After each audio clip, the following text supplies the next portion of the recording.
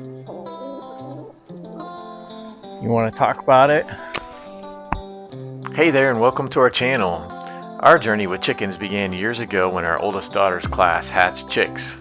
We agreed to let her bring one home, but as you can imagine, the laundry basket didn't last long before we needed a coop. But we lived in a neighborhood where chickens were illegal, so we had to be stealthy about it.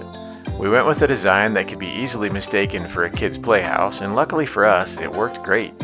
It was a simple design. It was 4 feet by 4 feet to maximize the use of materials.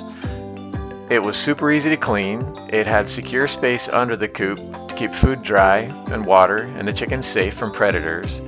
This was nice because we could be gone for a few days without any problem at all. It also had a trap door in the floor that could be closed for added security. We added a small run to the side, which made it nicer on the days they had to stay inside. Really, the only downside to this style of coop is the size. It's just for a few chickens. I think we had 4, maybe 6 at the most. But this one worked great for us and even won us honorable mention in a backyard chicken coop contest. Our next coop is one of our favorites from a purely aesthetic standpoint. After moving a couple of states over and finding a little land, we needed a new coop. Our neighbor was tearing down an old barn, so we salvaged some awesome barn boards and built a coop. I even built a kitchen table using that same wood. This coop looked awesome and it was our first walk-in style, but the space inside was difficult to organize for perches and nesting boxes, etc. Form should follow function, and on this one, I think it was the other way around. It sure was pretty to look at, but we never really got it the way we wanted inside before we moved, and that was that. Our third coop was a massive failure. After moving, we found ourselves in another illegal chicken neighborhood.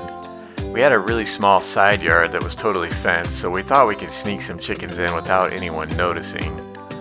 But it was a massive failure. They kept getting over the fence and wandering into the neighbor's yard. They were crazy loud and they sat on the windowsill spying on us all the time. I couldn't find a picture, or a very good one anyways, of the finished coop, and honestly, it doesn't really matter because I can't recommend this one to anyone, so we'll forget we did this one and move on to the next one. Our next coop started out as an actual kid's playhouse. Our neighbor's kids had outgrown it, so it was gifted to us. This was an adventure into adapting an existing structure into a chicken coop. So we removed some things like the slide, although I do kind of wonder what those chickens would think about going for a ride down that thing. And we added some things like doors and security, chicken wire, stuff like that. This one was great for stealth. After all, it had been in the neighborhood for a while as an actual playhouse, so we never had any neighborhood complaints about this one. I suspect lots of people probably knew what we were doing, but since it wasn't ugly, nobody made an issue of it. We made this work for quite a while and actually still have it to this day. I was able to flip it on its side, load it onto my trailer, and move it to the country where it still houses those same chickens. Welcome to our coop in the country. So we relocated from the suburbs and so did our coop. When we moved out here, there was a chicken coop in place, which I haven't shown you yet, but it wasn't really remodeled or ready yet. You'll see in a minute why that matters. It was mostly a rundown pile of junk. Yes. So we've just brought the coop that we had with us, brought the chickens that we had with us, and they've pretty much stayed here ever since. How many did we have originally? I think we had 5 or 6. Maybe we had 5. And so they've just always lived out here in this playhouse, and they've never joined the rest of the flock in the big coop. Which we did remodel, and I'll show that coop next. But we did remodel that coop, and it's very nice and it's spacious, but they just decided this is their home and this is where they're staying. I'm just used to it. And recently you kind of decided you want to integrate them. Well, it would be really nice to have only one coop to lock up at night and to check on. This one has an automatic door that we bought when we lived in town, and I would love to take that expensive piece and put it on the main coop so that we didn't have to let them out in the morning. So what are the things you like about this one? So I always like coops that are higher off the ground for cleaning, because you can just put your wheelbarrow or your tarp or whatever underneath and just scoop that all straight off onto it, and it's just easier. No bending down. But this one's not super watertight, as you can see from the plastic on the nesting box. And it really isn't that big. Well, and I think it served its purpose pretty well considering it was never a chicken coop to begin with. So the modification process wasn't too terribly bad. Just added some doors with some hinges and added a box for laying eggs. And other than that, We just used chicken wire at the bottom and a gate, and then the automatic door is over here. And then this just opens up. so what don't you like about this one? What don't I like? Well, it's not as cute as it could be. And I like my coops to be cute. And so I always thought I would paint it, but of course never did. I do like that this area has been used for storage, but it's not waterproof. And sometimes we'll put a nesting box out there, and I don't know, you can just use the space. I like that they can go downstairs. Their food could be contained underneath, so you could, Right. shelter it underneath. And with that, we're on to coop number 5. On our new property, we inherited an old chicken coop and goat shed that, as you can see, was in a pretty big state of neglect. I don't know when it was last used for chickens, but it was all pretty rough, so we got to work cleaning it up. We did some demo and we did some cleaning. We even found a couple of ancient eggs buried in the dirt. We added a new front wall with windows and a new door and made sure it was cute as instructed.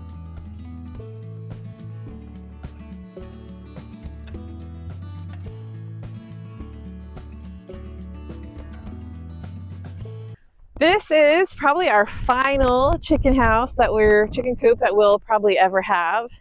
It is the size of a small barn. And in fact, I think it was actually divided into stalls and I think half of it was original chicken coop and half was stalls for goats. It was or whatever. really strange. But we gutted it all, we cleaned it, and now we've got this. One of my absolute favorite things that we did was before the zinc or galvanized panels were stripy. Oh, here comes ponies. Striped, and it looked like a circus tent, and I really disliked it. But a cheap free fix was just to flip the panels over, and it's pretty solid. So here's the inside of the coop. So there are some remnants of the previous stalls, but it's mostly just cleared out. Boxes for them to lay in, which we haven't collected today. It's so muddy. They're all very, very muddy eggs. They are very muddy. This is big enough that we have another brooder that was built last year that worked pretty well, and we're just able to keep it inside of here, so added protection for that.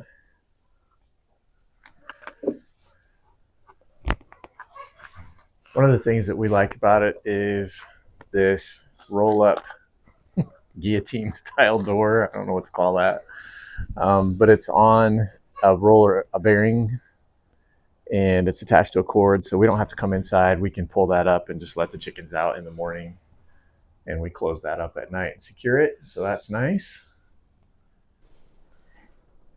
Someone has decided that the ground is a good nesting box. Okay, so some things that I really like about this coop is that overhang outside really does protect it from rain.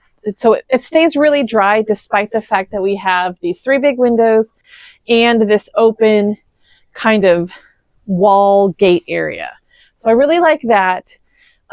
Covered underneath these feed sacks, we just have lattice that we've reused at the top. So when it's not winter time, I will take these down, and so that there's more of a breeze. What I don't like is our perch arrangement. So we don't really have enough room for everyone to be on the same level. And a lot of the chickens roost up here on this rafter and this one, which means that it's harder for me to collect their poop. So I think anytime you're designing an interior coop, I think the most important thing is how you're going to clean it. We've tried different things on our smaller coops. We've always had like a poop plank where all the droppings land on that. You take it, you can scrape it off in your compost pile or manure pile, and that works really well. But in here with these big walk-in coops, it's kind of harder. So what we're going to do is actually take down these beams. They're not needed for structure. I think it was just before when it was divided up. which is going to upset some chickens. And we're going to do something more like this kind of ladder system. And we are going to try the poop hammock system where you attach a tarp and it goes down and then it all should land in the tarp. So we're going to try it. I've never tried that method, but I'm not sure what else to do to make the cleaning easier. Now, on the floor, we do have straw because we had a really, really cold spell. But under the straw, we have some gravel. So we have this sand because a lot of people are like, oh, sand is great. You can sift it out, which you can kind of. I did buy this larger poop scooper. I kind of wish there was something bigger than this. It just... I wouldn't want to do that for the whole coop. No, I do want to do that for the whole, like, be able to come out here and like just like this is like a whole mound. That thing's small for this big of a I know. space. I wanted a bigger, something bigger that you could then clean the coop out. But this stuff is super, super dusty. I don't know that I really like it. But so what would you go with? Just straw? Dirt? What? Well, I'm not sure. I'm hoping that with the poop hammock, most of the poop will just be contained and we won't even really need to do much. Okay. But so these corners, I mean, originally I thought, oh, we have two big corners, we'll put those on there, but they just don't agree on where they're all going to sleep at night. Well, and we only had like 20 chickens at the time. Right. And we're now approaching 60.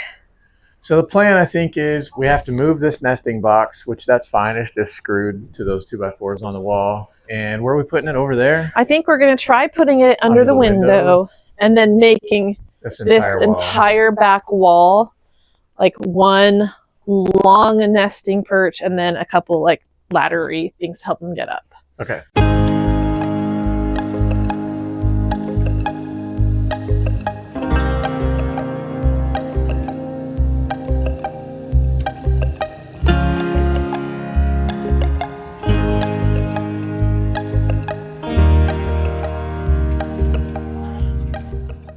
This is Sunny. She's our milk cow.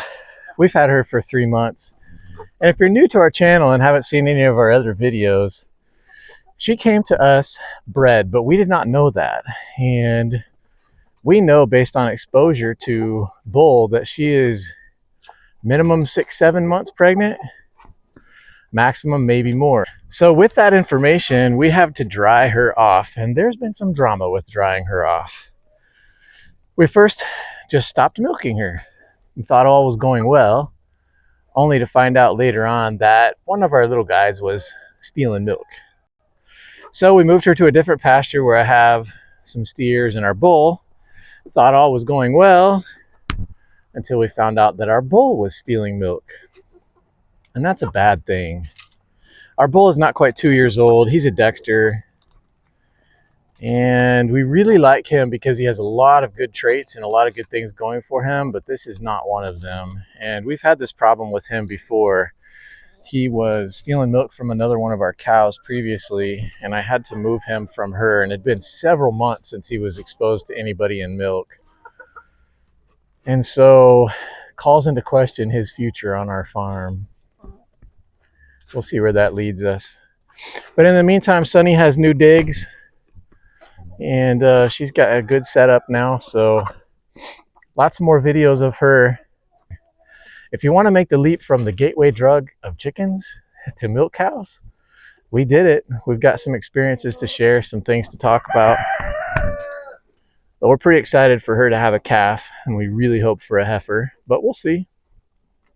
So this is coop number 6. 6, this is it. And it is one of those pre-made coop kits that you can buy at Tractor Supply or a feed store. But I bought it off of Marketplace for, I think I paid $150. Did we really? We paid that much? I think so. I think we paid was that 100 much for it. $100? Well, we got ripped off. So I bought it actually to put our cats in it at night. The cat house, but they didn't really like that arrangement, and it ended up becoming a brooder. And when I bought my big batch of 30 chickens last spring, actually exactly a year ago, I put half of them at the top and half of them in the bottom, and I had heat lamps, and it actually was a great brooder. And we had this inside Tyler's workshop.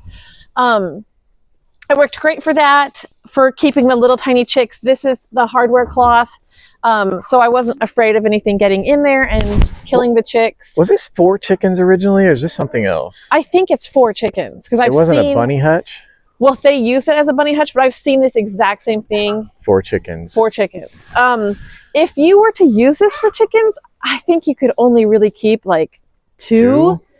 It's not very big. It is not very weatherproof, as you can tell. It's very flimsy and things are falling apart. Tyler's had to do some reinforcing to even get it to work. So, I mean, there are things I like. I like that it has this big door that you can open up. Sorry, I've got plastic stored in here.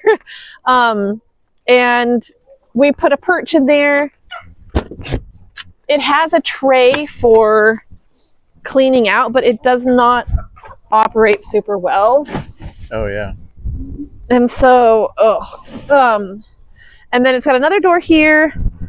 And then I think this door is to come out into a run. Like you could have an extended run. I think it was supposed to come with a run. And then we've got this down here. So anyway, I keep this for kind of the intermediate brooder, not the babies, but when they're teenagers and they still need some protection. I've added, the heat lamp is permanently attached, and I've made sure everything's covered with hardware cloth because we do have a problem with snakes. Yeah. Just rat snakes, but still, you don't want them. I think my biggest complaint about babies. this one is it's just falling apart. It's not durable at all. Every time it rains, like the doors won't close, and this hinge needs to be redone. Yeah. So I don't know. I think these are a couple $100 when you like. I think they are. I've seen them for like $400. So I think you're better off building your own if you're wanting something like this. I mean, it's quick. It's an easy solution, but it's not one that's going to last long. Well, we had some upset chickens last night. We had a few that refused to come in, boycotting the new situation in here. But we managed to get them caught and put away, so they were safe. This tarp is just in there temporarily until I get one that fits right and that has grommets and everything that we can fasten in the right points. But I definitely think the system will work. I think it will catch things and make it easier to keep the coop clean, so I think that will work out okay. I think we may have to add some more perches though, or get rid of some chickens, which we do have probably 5 or 6 roosters that have overstayed their welcome, as evidenced by that action right there. Young roosters are just troublemakers, and you don't need that many for a flock, so we will be harvesting some roosters soon. But I think we'll call it good for now.